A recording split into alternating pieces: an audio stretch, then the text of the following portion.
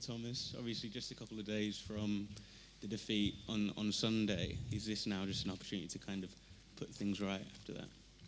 Yeah, I think that's a good thing with playing games so shortly after each other. So you just progress and move on to the next one.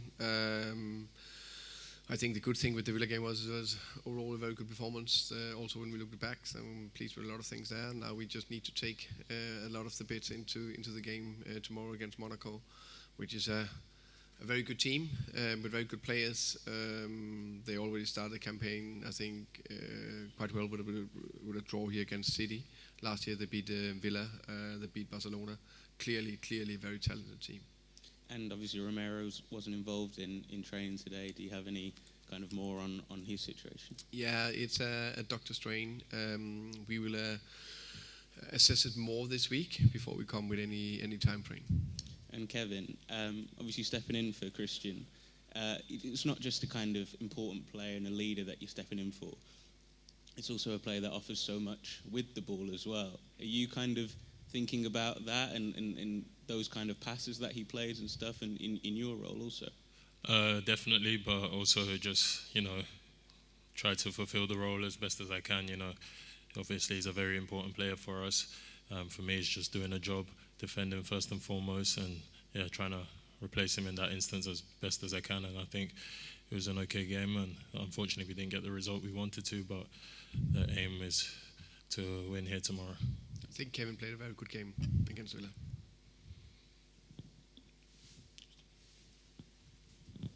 Hi Thomas. Should fans be concerned with Cooty's injury? Say again? Should fans be concerned that Cooty's got an injury? Because it was sort of this time last year he got the one injury and it become a long-term thing. No, I don't think so. For me, it's a doctor strain. We assess him this week, and then we'll know more. And just with Monaco, they obviously changed manager about sort of 2 weeks, 10 days ago. How kind of difficult has that made preparation? A new manager coming in, you obviously have what he did last year at Union, but it's going to be hard. Yeah, I think of course it's hard, but of course we studied Pocognoli and his team in Union and did very well. They won the championship in Belgium.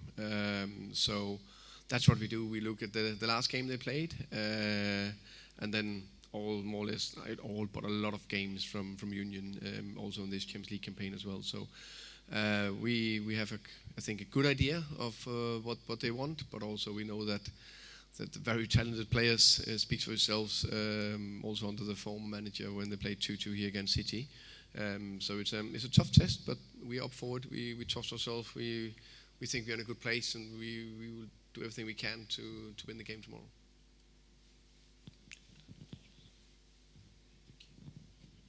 Hello, Thomas. Can I start with one for you, please? Is it fair to say you're still sort of trying to fine-tune, find just the right formula, or is it never going to be that you settle on a formula that you like and you stick with? It depends, and I think it's fair to say that we are relatively early days in the time with all of us together here. I think there is, in my opinion, a lot of progress in a lot of areas. For example, I think we defended fantastic against Villa overall, and I think we in general look very good in high pressure, aggressive. I think we're very aggressive, very intense against Villa as well. And I think offensively we still scored quite a few goals if you compare that to the league, which is about to get them into the back of the net. Then you could say that play, let's say, 3 games in a row with completely free-floating top football. How many teams do that right now in the Premier League? If you can name me 3, it would be nice. But we and I are aiming for the perfect game every single game. That's what we want to do. But we know what we are working at, and I think we are progressing nicely. May I ask you just one about Xavi, because you answered one after the game on Saturday about him, and when we were sort of looking at fluency from open play and creativity, he's sort of the one a lot of people were looking at. Can you talk a little bit about the difficulties when you're in his particular position of coming into a different tempo and a different style? Because he's not the only one. If you look at Wirtz at Liverpool, who's come from Germany, who's a big money signing, who's just taken a little bit of time to get the rhythm. I think that's a very good question. Also, a very good comparison with Wirtz. That also a very good player, just like Xavi, a very good player, coming into a couple of things: new country, new club, new city. Just need to settle in, and it is part of it. We all getting judged every game, but we also need to see the little bit bigger perspective and see it over time. And I always look for glimpses and bits and pieces we were working at. So, for example, Xavi, I think there were some good bits and work with him and ask him to be more arriving in the box, which when I looked the game back, he did. Was that the big eye-catching moment? No, but there was good glimpses. So I think it's constantly going a little bit in the right direction. Thank you. Thank you. Hi, Thomas. Has Destiny Udogie travelled for the game? No.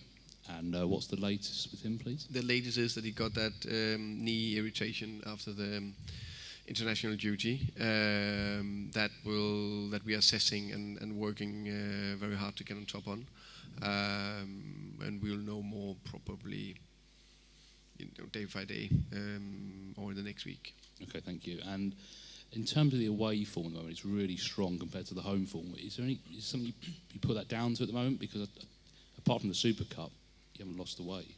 I think we didn't lose in open play either. I think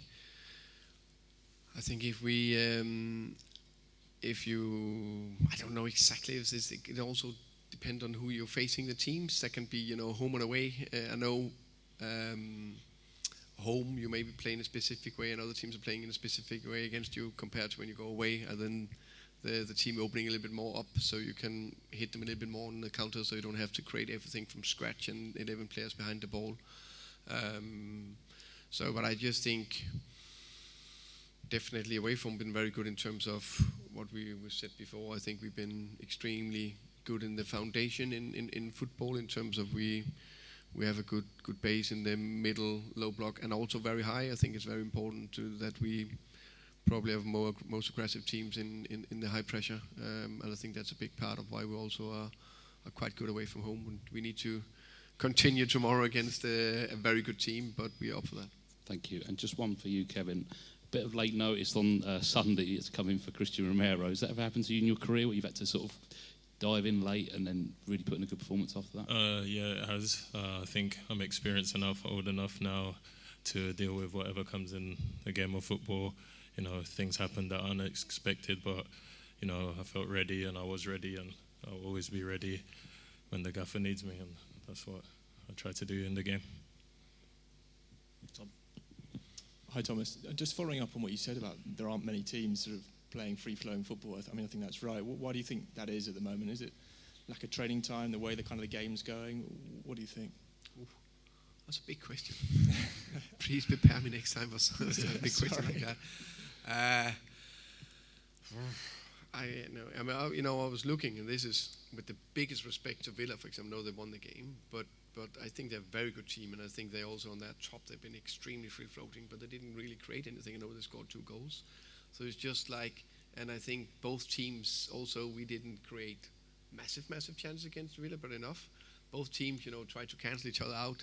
There's me looking at it, but I got a big coaching staff. I don't know how many analysis guys that's also helping, and so I think every team prepared so well to try to cancel each other out. It can be something with training time. It can be. I haven't thought about that. And I think depending on teams, I think there is part of that relationship.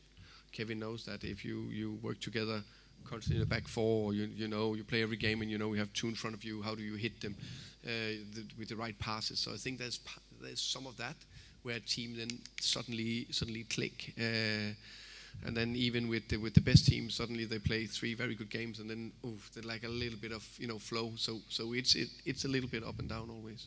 I mean, is it? I don't know if easy is the right word, but is it kind of quicker to sort of instill the defensive principles, whereas the attacking blend sort of takes a bit longer?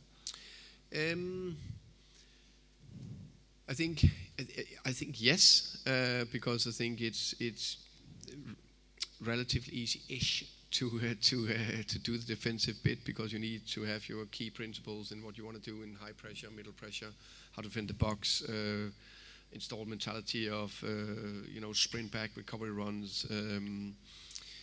I think that's one thing, but offensively there's a lot of patterns, there's a lot of things you need to click, and you also, how can you say, try how is the right blend with the players, who is connecting well. That's also part of it, I think. Okay, just lastly, sort of linked to that, can I just talk about the midfield balance, whether you're happy with that kind of tactically? There's been a sort of an idea that maybe some of the passing's been not quite ambitious enough from central midfield. Is that something you agree with? Is something you're working on? I think in general I've been overall happy with the midfielders that's played so far this season. Of course, we always want passes through the lines or diags or balls in behind, but I think overall I'm quite happy. Right. Hi, Thomas. Brennan Johnson scored arguably the most important goal in the club's history. He started the season really well, but he just seems to have kind of fallen away. Is it as simple as that you prefer Mohamed Kudus on the right at the moment, or can you provide some context as to why Brennan hasn't really had many opportunities? I think for me Brennan is a very important player. As you say, fantastic, important goal last season. Also the top scorer, I think, in the club last year, as I remember it. Also started the season well. He has scored 2 good goals. So again, probably a little bit down to how do we put the players out that make it fit. Brennan trained very well the last couple of weeks, doing what he's doing very well, scoring goals in training, which is important to keep showing that I'm not taking the right decision if he's not in the team. I think Brennan can play both to the left and to the right, as we said before. Of course, Mohamed Kudus has done very well on the right, for example. And then on the left, I actually think Wilson have done well. So it's just a little bit of competition. Brennan just needs to keep going. He will get his games. And just on the system, I think it's easy for maybe us and fans to question the system after a defeat. But just going back to the Super Cup, when you played the back three, it seemed to be a template that really worked and Spurs looked really sort of strong and efficient. Have you considered sort of using that or going back to that, or do you think the 4-3-3 will still be the main system that you operate with? I've showed before, for me it's not about the system. For me it's the guiding principles. I think right now I still think the 4-2-3-1 is the go-to, depending on types. And as I said, I think if we had won that game against Villa 1-0, which we easily could have done, would everyone have been happy? So I think the performance were overall good, very competitive. So I'm happy with that. I'm very aware that we need to add extra layers, which we're working on. And just a quick one for Kevin, if that's all right. Obviously, on Sunday, the challenge involving Lucas Dean, clear that you didn't mean it, but it was quite a nasty injury in the end, and Lucas seemed to make his frustrations known with the fourth official. Did you get the chance to speak to him after the game? I know it wasn't there was no malice in the tackle whatsoever, but obviously quite a nasty cut in the end. Yeah, I mean, these things happen in football. Of course, there was no ill intent, nothing behind it. It's just an unfortunate situation. I apologised to him while he was on the floor because I felt that I did catch him, but I clearly cleared the ball, and then with the follow through, which does happen in football. Sadly, I saw the picture of his ankle, and I didn't have a chance after the game, but I apologised to him on the pitch, and I would like to apologise to him publicly as well. Obviously, no malice, no nothing behind it, and my intention is never to injure anybody. But yeah, I think it's just part of football, sadly. Yeah. Thank you. Final one in the back, please. Hello, Kevin. Just in front of you. It's possible in French? Yeah. Quelle différence tu vois déjà? Est-ce que tu as pu voir un peu des différences entre l'AS Monaco que tu as connu et que tu as connu très très bien et l'AS Monaco d'aujourd'hui sur les premières séances vidéo peut-être que tu as vu? Merci. Oui, c'est dur à dire parce qu'il y a un nouveau entraîneur, mais quand Adi Huta il était entraîneur, j'ai vu dans Monaco, ils étaient en très bien forme. C'est pas comme l'année dernière, cette année, mais c'est le foot. Parfois, il y a des années où ça marche beaucoup plus facile, mieux. Et cette année, c'était pas facile, mais ils ont très bien joué quand même. Et je crois que c'est difficile à dire parce qu'aujourd'hui, ils ont un nouveau entraîneur et ils n'ont pas joué beaucoup de matchs. Et quelles menaces sont les plus importantes pour toi à l'AS Monaco? Quelles vont être leurs armes les plus tranchantes? Ils ont beaucoup de joueurs efficaces, très forts, surtout offensivement. Et je crois que si on défend bien, on peut gagner des matchs. Oui. Okay, thank you very much.